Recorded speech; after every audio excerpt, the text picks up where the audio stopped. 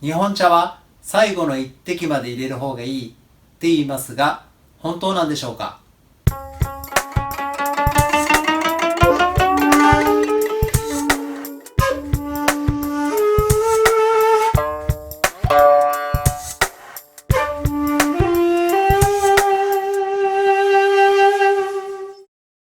ということで、実際調べてみます。煎茶を使ってですね、一つはそのまま最後の一滴まで注ぐやり方と、もう一つはですね、途中でもう注ぐのをやめてしまって、また継ぎ足し継ぎ足して注いでみます。それによって味がどう変わるかっていうのを調べてみます。せっかくなんで、5g ずつですね、煎茶を入れていきます。では早速入れていきましょう。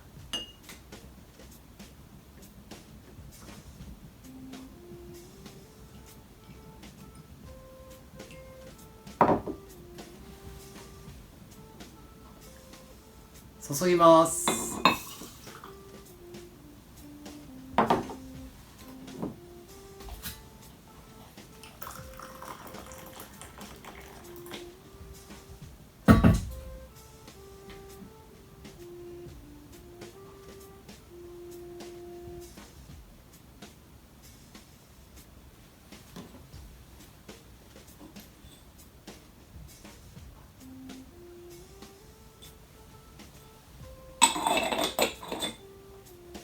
ではこちらが最後まで注ぐ、こっちは途中で切るというのをやってみます。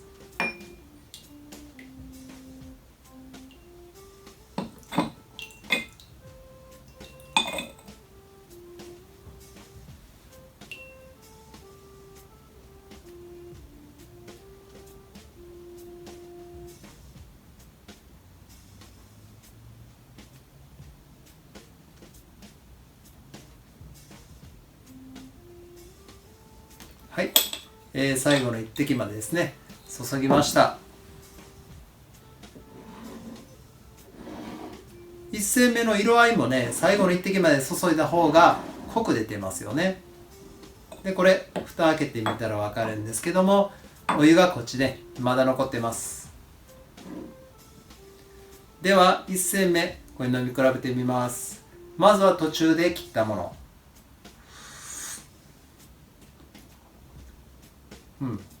そして最後まで注いだもの、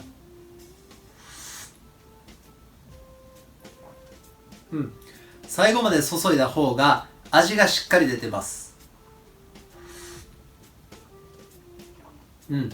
それに比べて途中で切ったものはですね、薄いですね。純粋にしっかり出てないという感じですね。ちょっと蓋をしておきましょう。まあ薄くてもね、美味しいですよ。美味しいんですが、濃い方がやっぱりしっかりと味が乗ってるので、より満足度は高くなりますね。1煎目飲み終わりました。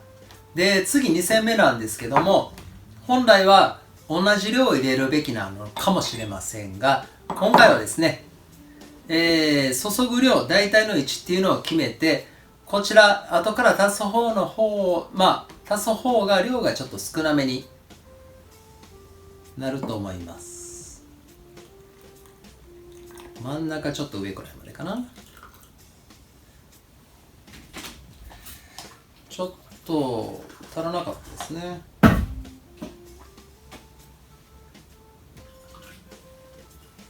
お湯の温度を合わせて、では注いでみましょう。でまた同じようにですね、こちら最後まで注いで、こちらは途中で切ります。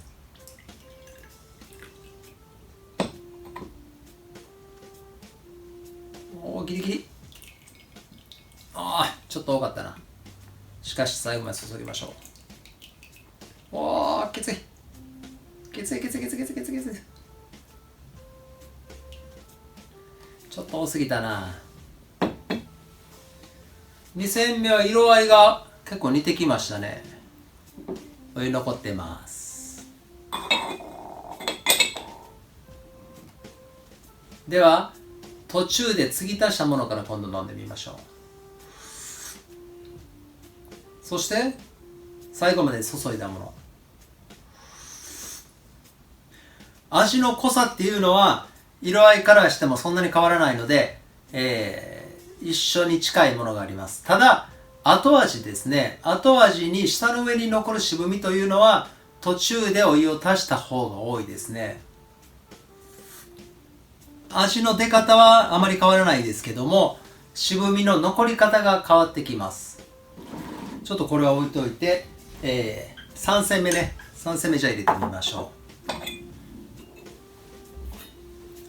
ちょっと足して、こちらもこのまま足します。そして蓋をして、また注ぎます。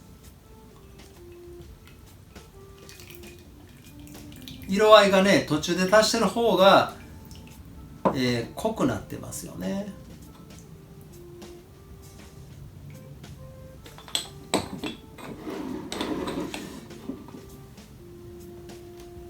では黄色が強いですね。